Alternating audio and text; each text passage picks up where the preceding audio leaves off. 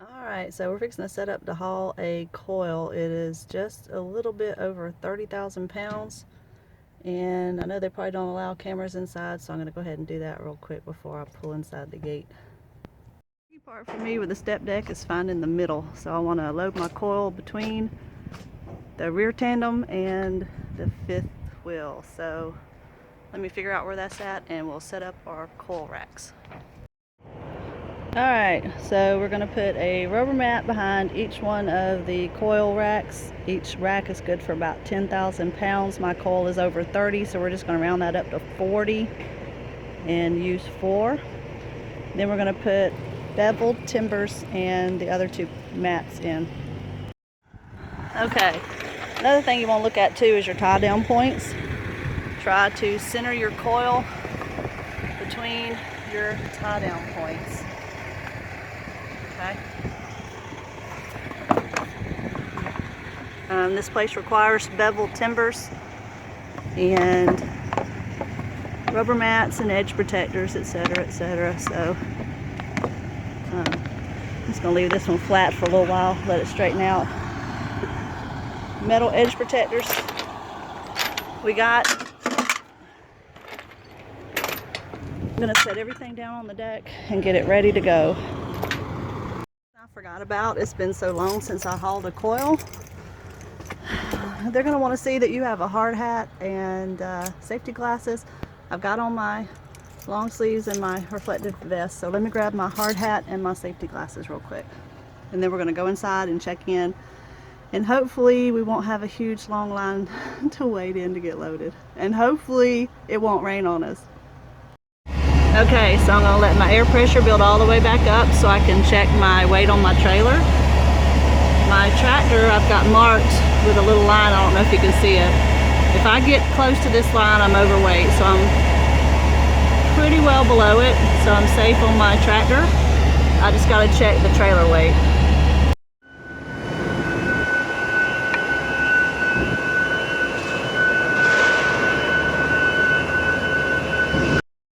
Okay, I'm all done. Let me turn the fan down so you can hear me better. I'm all done tarping. It took me a little while. I'm not used to tarping anymore. I'm not used to hauling coils anymore. I think I did pretty good for somebody who rarely ever hauls coils. I'm right here with the guys. I'm actually quicker than some of them. I'm ready to leave. I don't feel too bad because that guy back there is not done yet. I think he pulled in right before me. Oh, I got dirty, as always. I always end up with something on my nose. My nose always itches and I have dirty hands. And what a mess. Okay, so we're loaded up. I'm actually going to swing back by home. This load does not deliver in Illinois until Wednesday. Unfortunately, I got to sit on it. So I'm going to go home and take a shower and relax and head out probably in the morning up towards Illinois. I really wish I'd have brought my GoPro with me because the drive across the bay this morning was absolutely beautiful. It was foggy and misty. It was really nice, and darn it, I left my GoPro at home. I'm going to learn one of these days. Maybe I need 2. Hey, actually I do have 2. I always forget about that second one. Oh well. I'll get back in the hang of things pretty soon, I hope. Let's get on out of here. It's hot in here. And it's not even summer yet and I'm already sweating. Well, I picked up my load. I went back home, did some laundry, took a shower. I don't have to be there till Wednesday at like 1:30. It's only 900 and something miles. No big hurry. So me and Mina dog were about ready to roll, but I wanted to show you something. This is kind of crazy in case you've never driven a truck with a long nose before. Check this out. I am parked directly behind my car. Look. You can barely see it.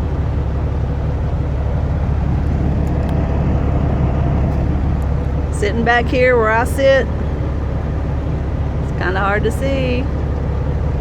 So that's why I always try to leave space between me and the car in front of me. I'm afraid of running over somebody and you can't even really see them. It's kind of scary. Pretty crazy, huh? What you think? Oh shoot, I almost forgot to get my GoPro running. Don't want to forget about that. So let me hook that up and we'll hit the road.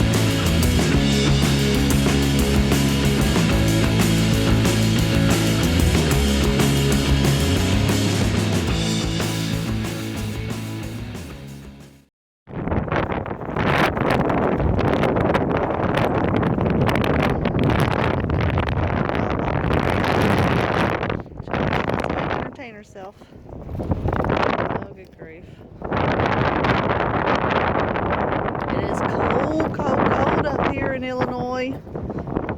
I'm freezing and the wind is blowing, as you can probably tell.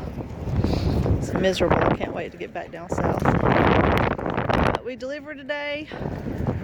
We don't deliver till 1:30, so I'm wasting time until we can head on over there. I'm about 2 hours away. I'm gonna leave about 3 hours early and give me an extra hour to deal with Chicago in case I need it. And from there, I've already got a load lined up to take me over to Pennsylvania. Then hopefully from there, I can sweep back through Georgia and wish my baby a happy birthday.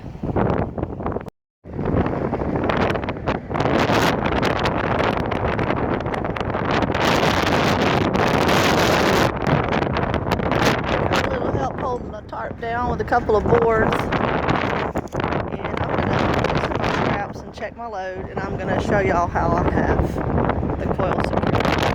Alright, I don't know how well you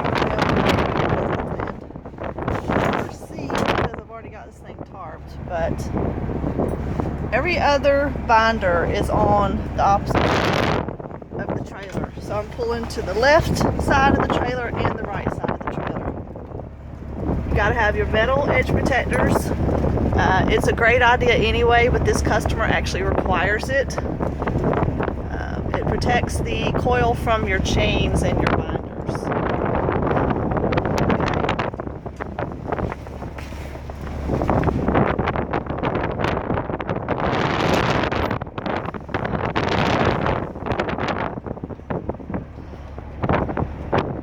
Now, I didn't put a blanket across the top. I don't know if you can tell. Do you see the cardboard up there, up under the plastic? There is a rim of cardboard around the edges. So it protects the tarp a little bit, having the cardboard in place, so I didn't feel like I really needed to use my blankets. But I do carry blankets in case I'm hauling something with a sharp edge so that it doesn't rip my tarp. I've actually had a coil rip my tarp, and I had a huge, probably about 3-foot hole in it. It was not pretty. And as far as the rack goes for my coil, there's my coil racks. I don't know if you can see it very well.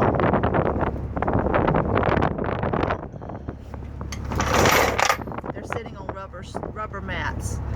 Because I have a aluminum deck and we're putting a piece of steel on top of that, it's very slippery, so you want to use your rubber mats. I have a beveled timber so that it won't cut into the coil. If you do not have beveled timbers, that will actually leave a crease in the side of the coil when they lay it down on there from all that weight in the edge of that piece of wood digging into the coil. It's going to leave a mark on it. So they require tongue-tied. They require beveled timbers, coil racks, and rubber mats. Now you also want to put rubber mats up under the coil. You can't see mine. I used to lay them all the way across from side to side, but I've actually had some of them that got damaged doing that. So I usually just lay it along the length of the wood. Right inside that beveled edge is where my rubber mat is.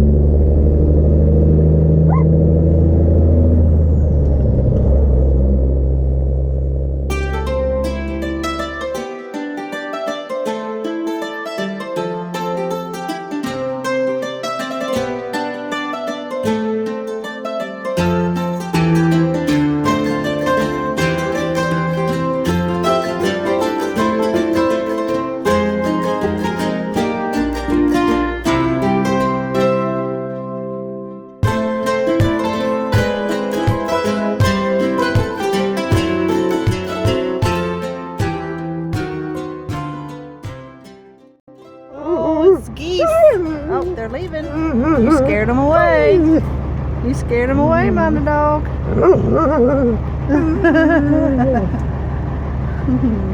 You scared him away, Mother Dog.